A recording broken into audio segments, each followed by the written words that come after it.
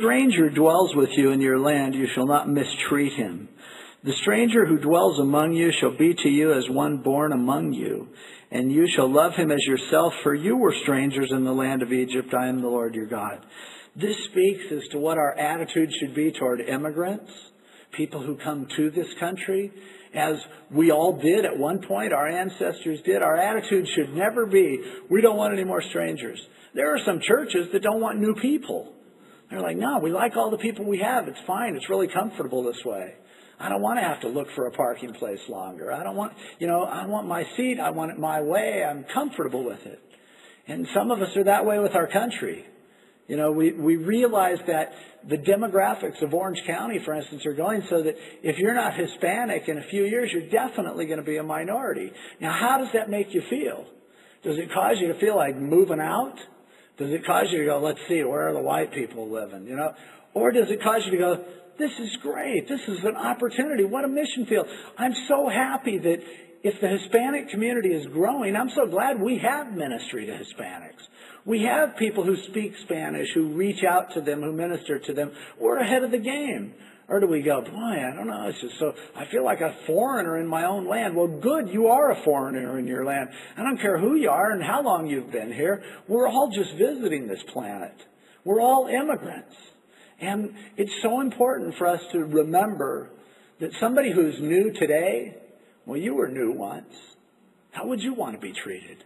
Somebody who's just moved into the neighborhood or just come into the church, do you make them feel like, you're going to have to, prove yourself before you're accepted as a regular here. We all have our own little inside jokes. We all have our little cliques. We have our things that we need to do. And, hey, if you work at it hard enough, you might be able to break in eventually. Or do we say, I remember what it felt like the first time I walked in the door. And either I felt terrible because people ignored me, or somebody reached out to me, and that was so cool. That was such a blessing. Now, the way that this place is going to be determined on whether or not you react one way or the other. It's easier for you to do nothing. It's easier for you to hang out with the people that you already know. It's easier for you to just have people like you. That's comfortable. But that's how a place dies. And that denies our own heritage. That denies our own blessing that we've received from God.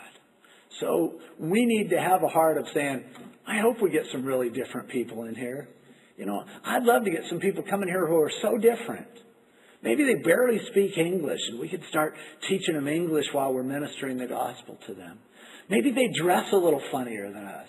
It's like, well, we could use a few more old guys in suits.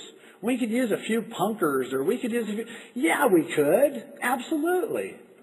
Everyone who's new anywhere is just like, oh, wow, what's going on here? And we need new people. We need people who are different than we are to open our eyes to reality. And if we don't have friends who are different from different cultures, different economic backgrounds and things like that, we have no sensitivity at all. We become really limited.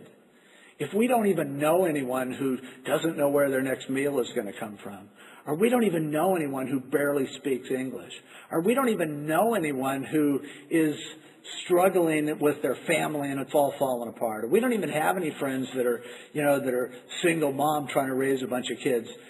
We need all those kinds of people and so much more. And our attitude should be, there's no such thing as a stranger in the body of Christ. Because this is a place that's made up of strangers. There's no one stranger than the church. No one anywhere. There isn't anybody that's too weird that doesn't fit in the church. We seem to attract weirdos, and I'm one of them. And we go, okay, that's the way we are. Okay, great. This is a weirdo club then. This is a place where you can let your hair down. You can be yourself. Because strangers are welcome here. Minorities are welcome here. People who don't know anybody, they're welcomed here. Because we remember what it was like. We know what it feels like. We've lived it. That's the kind of people that God reaches. And that's what the church gets made of. And shame on us when we forget what it felt like to be strange. That may be the strangest thing of all. When the person who has been forgiven of their millions can't even see fit to kick a few bucks towards someone.